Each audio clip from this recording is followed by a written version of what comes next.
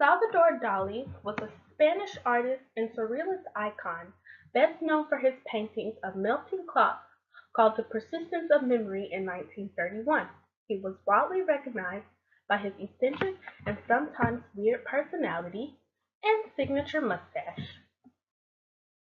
Here we see one of Dali's most famous paintings of melting clocks, named The Persistence of Memory, a work that grew to shape his career. He had a very heavy impact on the Surrealist movement in the 20s, in which he was later expelled from. Throughout his career, Salvador Dali made many artworks. Examples of these include the burning giraffe on the left and the apparition of Faith and Fruit Dish on the beach on the right. He later transitioned his career into film. In 1929, Salvador Dali made his debut in filmmaking when he collaborated with fellow Surrealism artist Luis Buñuel. Together they made Un Chien Andalou, meaning an Andalusian dog, and L'Ange d'Or, which means the Golden Age, 1930. Buñuel asked Dali to work with him on a surrealist film. He got the idea while muddling through depression over his likely mundane future of overseeing the family property. After convincing his mother to give him money to invest in a film, the two set off to write.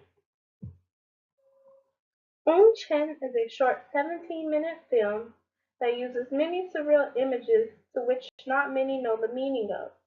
Some of these images include a woman's eye being sliced open, and a pool of ants pouring out of a human hand as seen in this image. Un Chien Andalou has no chronologic plot. It often jumps from scene to scene, with one not necessarily pertaining to the other. Here we see the most infamous scene from the film, where a man slices a woman's eye open. Next, we take a look at L'Ange d'Or, meaning the Golden Age or the Age of Gold, which is a 1930 French surrealistic film by Buñuel and Dali, with Dali co-writing alongside Buñuel once again. It is the classic tale of a man and woman madly in love, with many failed attempts to consummate their passion for each other, constantly being forbid by their families, the church, and society.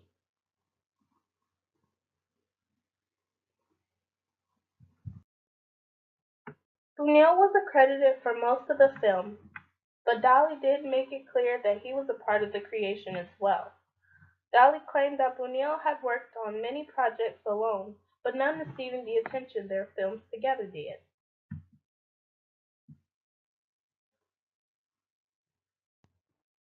Years later, Dali let his eccentric personality shine through in film. In 1945, Dali was hired by Alfred Hitchcock to create a dream sequence for his upcoming film called Spellbound, a film that tells the story of the head of a mental asylum who turns out not to be who he says he is. Spellbound was known as a giant crowd pleaser, the story of the unlikely romance between Ingrid Bergman and Gregory Peck. Gregory is a psychiatrist eager to prove the innocence of a man suspected of murder by using psychoanalysis. The film came out of David O. Selznick's desire to spread awareness about psychoanalysis. He became an advocate of the benefits of psychoanalysis and wanted to release a film to bring attention to it.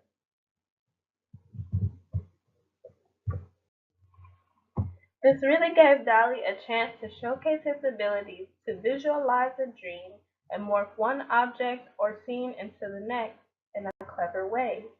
With this, only half of Dali's vision was portrayed in this scene.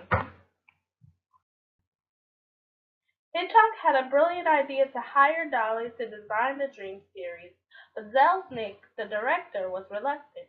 He eventually came around when he realized the buzz it would bring to the film. After Hitchcock gave Dali free will, Selznick either cut most of Dali's work or didn't shoot it at all. 1945 was a year of collaborations for Dolly. Not only was he working with Hitchcock, but he began work with Walt Disney as well. He was embarking a path in the animation world. Here we see a surrealistic image where Disney's on the left and Dolly's on the right. The two came together to create what we know as Destino. Destino is an animated short film that was released in 2003 by the Walt Disney Company. This was 58 years after the two began in 1945. Destino, which is Spanish for destiny, was storyboarded by Dolly and Disney studio artist John Hinch in late 1945 into 1946. The production then stopped because of financial troubles with Disney.